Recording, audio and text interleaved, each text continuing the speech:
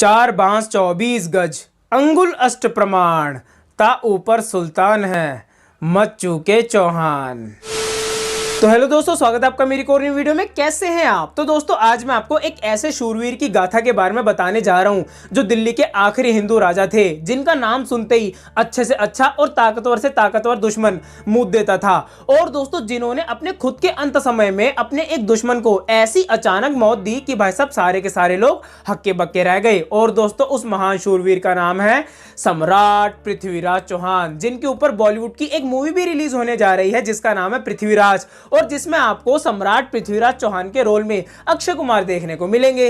लेकिन दोस्तों उस मूवी के रिलीज होने से पहले इस वीडियो में मैं आपको सम्राट पृथ्वीराज चौहान की उस गाथा के बारे में बताऊंगा जिसकी वजह से इतिहास उन्हें जन्मों जन्मांतर तक याद रखेगा। तो दोस्तों चलिए बिना टाइम गवाए आइए सम्राट पृथ्वीराज चौहान की वीरता से भरी हुई इस गाथा के बारे में जानते हैं। तो दोस्तों पृथ्वीराज चौहान का जन्म हुआ था 1166 सीई में अजमेर के राजा सोमेश्वर चौहान और माता कर्पूरा देवी के घर। और दोस्तों बचपन से ही महाराजा पृथ्वीराज चौहान एकदम ब्रिलियंट और ब्रेव किस्म के बच्चे रहे हैं। और दोस्तों क्या आप जानते हैं पृथ्वीराज चौहान को 6 भाषाएं आती थी, और इन 6 भाषाओं के अलावा उन्हें कई तरह की विद्याएं भी आती थी, जिनमें से एक विद्या थी शब्द वेदी बाण की विद्या। अब ये शब्द वेदी बाण की विद्या क्या होती है? तो दोस्तों ये वो विद्या होती है जिसमें तीर चलाया जाता है किसी आवाज या किसी शब्द को सुन के। और दोस्तों इस विद्या में पृथ्वीराज चौहान एकदम माहिर थे।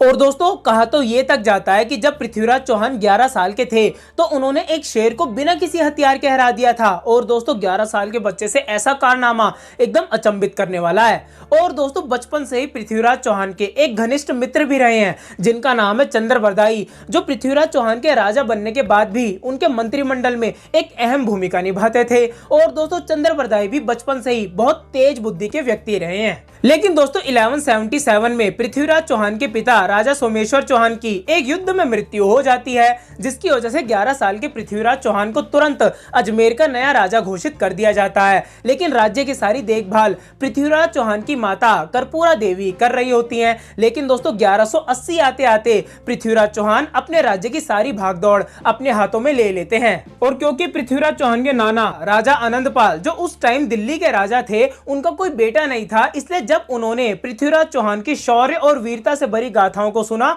इसलिए उन्होंने दिल्ली का अगला उत्तराधिकारी पृथ्वीराज चौहान को घोषित कर दिया। और दोस्तों आगे चलकर पृथ्वीराज चौहान बने उस टाइम की सबसे बड़ी सल्तनत दिल्ली के सम्राट, और इसी की वजह से उनका नाम पड़ा सम्राट पृथ्वीराज चौहान। और एक अच्छा और बहादुर शासक होने के कारण सम्राट पृथ्वीराज चौहान लोगों के बीच काफी लोकप्रिय थे। और सम्राट पृथ्वीराज चौहान की सोच काफी विस्तारवादी थी, इसलिए उन्होंने अपनी राज्य की सीमाओं का विस्तार करना शुरू किया, जिसकी वजह से कन्नौज का राजा जयचंद सम्राट पृथ्वीराज चौहान से जलने लगा।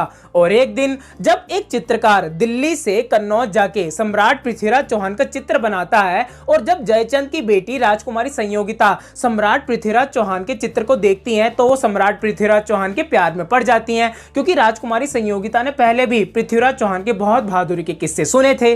और जब वही चित्रकार राजकुमारी संयोगिता का चित्र सम्राट पृथ्वीराज चौहान के सामने बनाता है, तो सम्राट पृथ्वीराज चौहान भी राजकुमारी संयोगिता के प्यार में पड़ जाते हैं, जिसके बाद दोनों आपस में पत्र भेज भेज के बात करना शुरू कर देते हैं। और जब ये बात जयचंद को पता चलती है तो भाई साहब वो बहुत आग बबूला होता है, जिसकी वजह से वो अपनी बेटी संयोगिता का स्वयंवर करने का फैसला करता है, जिस स्वयंवर में भारतवर्ष के सारे राजाओं को न्योता दिया जाता है सिवाय सम्राट पृथ्वीराज चौहान के। और अब आप जानते हैं कि सम्राट पृथ्वीराज चौहान को न्योता नहीं गया तो अब वो क्या करेंगे? तो सम्राट पृथ्वीराज चौहान स्वयंवर में आते हैं और सारे राजाओं को ललकारते हुए राजकुमारी संयोगिता को अपने साथ भगा ले जाते हैं। और इसी इंसिडेंट की वजह से जयचंद और सम्राट पृथ्वीराज चौहान की दुश्मनी और गहरी हो गई। लेकिन दोस्तों स्टोरी में ट्विस्ट तो तब आया जब अफगानिस्तान का गौरी डायनेस्टी का किंग मोहम्मद गौरी भारत पर राज करने की फिराक से भारत में अपने कदम रखता है। और दोस्तों वो पंजाब के कुछ आसपास के रीजन्स को जीत भी लेता है, लेकिन जब वो दिल्ली की ओर बढ़ता है तो सम्राट पृथ्वीराज चौहान से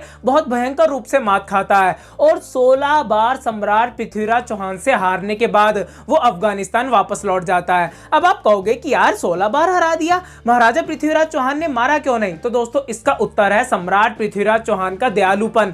वो हमेशा मोहम्मद गौरी को हराते तो थे लेकिन मारते नहीं थे, इसलिए मोहम्मद गौरी बार बार उन पर हमला करता रहता था। इसलिए 16 बार हारने के बाद मोहम्मद गौरी वापस अफगानिस्तान की ओर चलता है। और दोस्तों सम्राट पृथ्वीराज चौहान का यही दयालुपन उनको महंगा पड़ जाता है, क्योंकि 17वीं बार मोहम्मद गौरी अपनी पूरी सेना और पूरी तैयारी के साथ भारत में घुसता है और जयचंद भी अपनी सेना मोहम्मद गौरी को दे देता है, जिसकी वजह से आज भी जयचंद को एक गद्दार के रूप में जाना जाता है। और दोस्तों मोहम्मद गौरी की इतनी बड़ी सेना होने के कारण और धोखाधड़ी का इस्तेमाल भी मोहम्मद गौरी ने किया और 10,000 धनुर्धर के कारण मोहम्मद गौरी सम्राट पृथ्वीराज चौहान को हरा देता है, जिसकी वजह से मोहम्मद गौरी सम्राट पृथ्वीराज चौहान को बंदी बनाकर अपने साथ अफगानिस्तान ले जाता है। लेकिन वहां पर भी सम्राट पृथ्वीराज चौहान मोहम्मद गौरी की आंखों में आंखें डालकर उसको ललकार रहे होते हैं, जिसकी वजह से मोहम्मद गौरी को बहुत गुस्सा आ जाता है और वो गर्म सलाखों से सम्राट पृथ्वीराज चौहान की आंखें फुड़वा देता है। और जब ये बात सम्राट पृथ्वीराज चौहान के घनिष्ठ मित्र चंद्रबरदाई को पता चलती है तो वो बहुत दुखी होते हैं,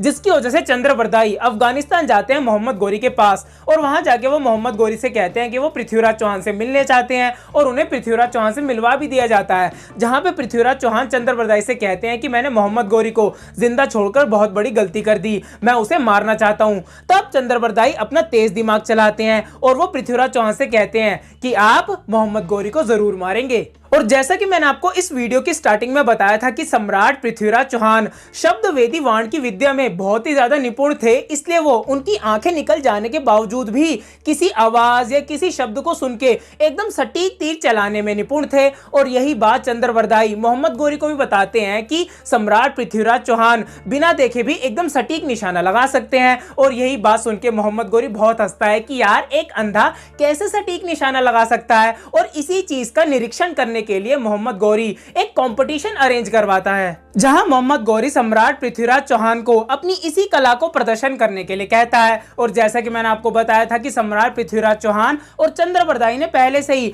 मोहम्मद गौरी को मारने की प्लानिंग कर रखी थी, इसलिए जब पृथ्वीराज चौहान रण में आते हैं तो चंद्रबरदाई सम्राट पृथ्वीराज चौहान को एक दोहा बोलते हैं, 4 बाह 24 गज अंगुल अष्ट प्रमाण ता ऊपर सुल्तान है मत चूके चौहान। और इस दोहे से चंद्रबरदाई ने सम्राट पृथ्वीराज चौहान को सुल्तान की एग्जैक्ट लोकेशन बता दी थी कि आखिरकार मोहम्मद गौरी कितनी ऊपर बैठा हुआ है और उसको कैसे मारा जा सकता है। तब फिर जैसे ही मोहम्मद गौरी सम्राट पृथ्वीराज चौहान को कहता है कि चलाओ तीर, तब फिर सम्राट पृथ्वीराज चौहान मोहम्मद गौरी की आवाज को सुन के तीर को छोड़ते हैं और वो तीर सीधा जाके लगता है मोहम्मद गौरी के दिल में और मोहम्मद गौरी भगवान को प्यारा हो जाता है। और क्योंकि सम्राट पृथ्वीराज चौहान और चंद्रबरदाई के इस कृत्य की वजह से मोहम्मद गौरी के सैनिक उनकी दुर्दशा कर देते, इसलिए दुश्मन के हाथों मरने से तो अच्छा चंद्रबरदाई ने अपने पास से एक खंजर निकाला, जिस खंजर से उन्होंने पृथ्वीराज चौहान की भी जान ले ली और अपनी भी। और जब पृथ्वीराज चौहान की मौत की खबर संयोगिता को पता चलती है तो वो जोहर कर लेती हैं। और दोस्तों सम्राट पृथ्वीराज चौहान और चंद्रबरदाई के इस कृत्य की वजह से सदियों तक मिसालें दी जाती रहेंगी, दोस्ती की मिसाल, बहादुर की मिसाल, चालाकी की मिसाल और दुश्मन को जिंदा ना छोड़ने की मिसाल। और दोस्तों तभी तो सम्राट पृथ्वीराज चौहान और चंद्रबरदाई का नाम इतिहास जन्मों जन्मांतर तक याद रखेगा।